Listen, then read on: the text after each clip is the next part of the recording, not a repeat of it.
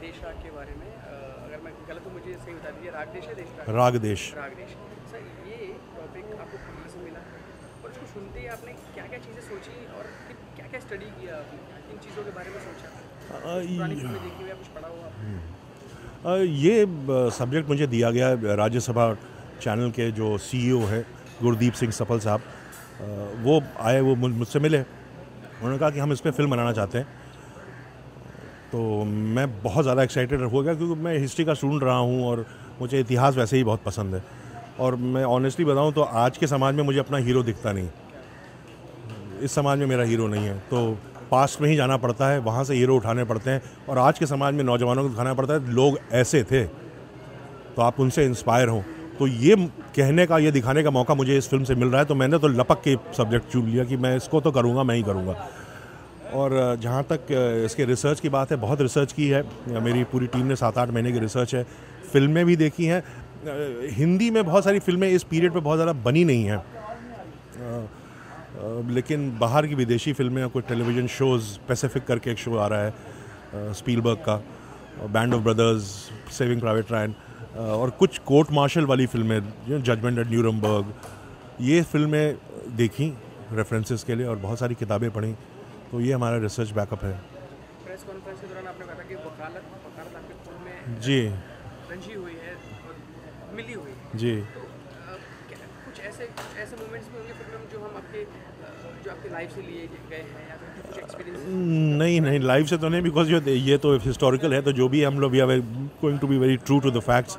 वकालत तो मैंने इसलिए बोला कि मेरे फादर इलाहाबाद हाई कोर्ट के जज थे, मेरे बड़े भाई उत्तराखंड हाई कोर्ट के जज हैं, सब पहले लॉयर्स थे फिर जज बने, तो मैंने वकालती माहौल से मैं थोड़ा वाकिफ़ हूँ।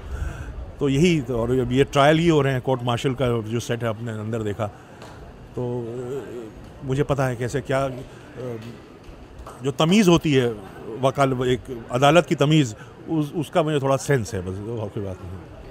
ऐसे सब्जेक्ट में सबसे मुश्किलात कहाँ आती है, किन चीज़ों को दर्शाने में आती है? क्या वो चरित्र निर्माण करने में आती है, लोगों को ढूंढने में आती है, या फिर अपनी बात को कहने में आती है? बात कहने में आती है, स्पेशली अगर आप हिस्टोरिकल करेंगे, क्योंकि आपको लगता है कि यार ये बात मैं कह दूँ, हमने तो मजाक में कह दी, कहीं कोई नाराज़ ना हो जाए, किसी का परिवार वाला या कोई इतिहासकार या कोई नेता, पॉलिटिशियन, बहुत सेंसिटिव इश्यूज़ हैं, तो वहाँ पे आप कभी कभी ड्रामा क्रिएट करने में आपको प्रॉब्लम आती है, लेकिन फिर हम जूझते हैं उससे, कहीं वहाँ से नहीं तो कहीं और से क्रिएट, तो वो चीज़ें में इश्यूज़ बहुत सेंसिटिव हैं। ये ऐसे कहानी तो है नहीं कमरा बंद की और कहानी लिख ली, तो कभी कभी आप चाहते हैं कि आप चीज़ों को दिखाएं।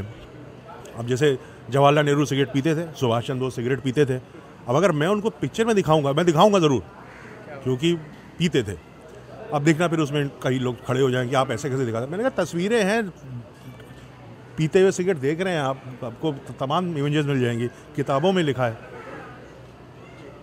जी sir, the last question is कि जब आपने ये टॉपिक सुना, तो सर कभी कभार ऐसा होता है कि कुछ एक सीन को डायरेक्ट करने के बाद आप सोचते हैं कि इसको एक नए तरीके से लिया जाए और वो चीज़ उभर के नहीं आ पाती है, तो उस दौरान आप कैसे आप कन्विंस कर पाते हैं आप खुद को भी और अपने एक्टर्स को भी और अपनी ऑडियंस को? ये मेरे साथ ये दिक्कत आती है, सभी के साथ आती होगी, सभी, लेकिन क्योंकि स्क्रिप्ट मैंने ही लिखी होती है, अब जितनी फिल्म बनाई मैंने खुद ही स्क्रिप्ट लिखी है, साथ में किसी के, कभी कभी अकेले भी। तो जब आप स्क्रिप्ट लिख रहे हो तो एक्चुअली आपकी फिल्म पेपर में बन रही होती है, और फिर उसमें अगर कुछ गलत है तो आप उसको मिटा करके दोबारा लिख सकते हो, तो उसमें पैसा नहीं खर्चा हो रहा कि सिर्फ कागज़ काले करने। तो वो मैं खुद ही लिखता हूँ, तो उस प्रोसेस से गुजर चुका होता हूँ, इवेंचुअली उसको एग्जीक्यूट ही करना पड़ता है। तो ये थोड़ी सहूलियत मुझे मिली हुई है क्योंकि मैं राइटर भी हूँ, तो मुझे इतनी दिक्कत शूटिंग के वक्त नहीं आती। चलिए सर, इसके अलावा आप क्या क्या कर रहे हैं, और या फिर यही प्रोजेक्ट कर रहे हैं, और अगर कुछ कर भी रहे तो प्लीज़ हमें बताएं कि क्या क्या आने वाला है? मेरी अगली फिल्म आने वाली है अक्टूबर में, 14 अक्टूबर, उसका नाम है यारा। वो 4 दोस्तों की कहानी है, उसमें विद्युत जामवाल है, श्रुति हसन है, अमित साध है, एक विजय वर्मा एक एक्टर हैं। तो ये 4 दोस्तों की कहानी है, जब वो 10 साल से लेकर के व्हेन दे रीच 60 ईयर्स, और इन्हीं यंग लड़कों ने ही ओल्ड एज भी प्ले किया है, तो मज़ा आएगा ऑडियंस को देखने में। तो ये 4 दोस्तों की बचपन से लेकर बुढ़ापे तक की कहानी है, जर्नी है। Thank you so much sir, wish you all the best. बहुत बहुत शुक्रिया। झंडे गाड़े फिल्म, और आपको बहुत बहुत शुभकामनाएं। Thank you so much. Thank you.